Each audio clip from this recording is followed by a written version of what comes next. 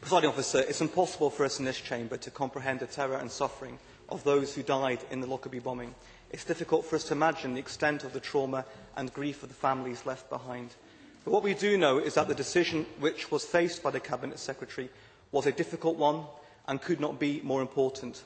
And so it was crucial that it was made by due process and handled with sensitivity, that it was informed not only by that important quality of compassion, but also those other words inscribed on the mace of our Parliament: integrity, wisdom and justice.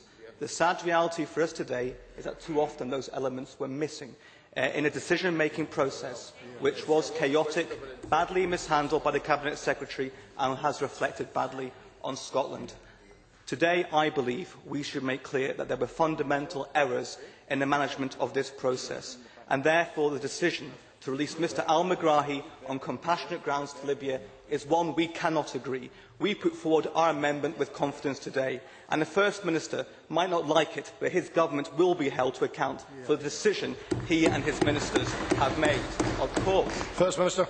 When Mr Baker tabled his amendment yesterday, was he aware of the position as reported of the Foreign Secretary and the Prime Minister? Was he aware of their position as reported to the Libyan authorities? Richard Baker. That is irrelevant, because this decision was for the First Minister and for the Cabinet Secretary, and Mr Ramo and everybody else has made clear this decision was for them and they must be held accountable for it, and that's what we will do today. They might want to deflect attention, but it shows that the lack of confidence they have in their decision that they seek to do so. Yesterday we had the release of some of the documents which informed key aspects of the process, and this is a very, very serious issue where we're trying to— I won't take your point of your intervention, and we're trying to claw back some reputation here, so I hope the government benches will raise the game and actually treat this debate with some dignity. Yesterday we had the release of some of the documents which informed key aspects of the process. They raise more questions than provide answers. Perhaps we'll receive some answers from the Cabinet Secretary today. But more and more it becomes clear that well before he made the formal announcement of his decision, the Cabinet Secretary had already come to the conclusion that he would free Megrahi back to Libya, and then marshalled the evidence as best he could to justify that decision. Presiding Officer, that flies in the face of due process and is something which this Parliament should not accept. I wish to highlight a number of areas where I believe due process was not followed, and a crucial example of this was the Cabinet Secretary's decision to meet Megrahi personally in Greenock Prison. Did he not realise, when he was driven past TV cameras from across the world into Greenock Prison to meet Mr al-Megrahi, that it would cause widespread misgivings about his management of this crucial process?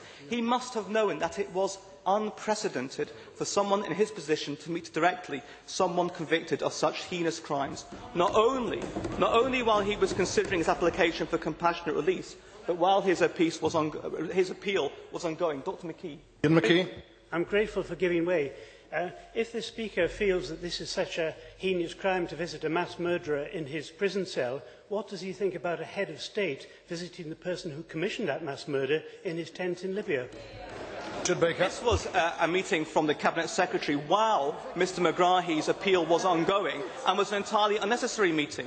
I think this is quite a different situation. And also, what I'd like to say is that the Cabinet Secretary has said that he had to give this meeting because of natural justice. Originally, he said he had to do it because Jack Straw implied that he should do it. We had to withdraw that, as clearly it was misleading to Parliament. But actually, this letter from the Justice Department of 7th July shows that, incredibly, the meeting was not the initiative of Mr Megrahi, but actually first suggested by the Cabinet Secretary.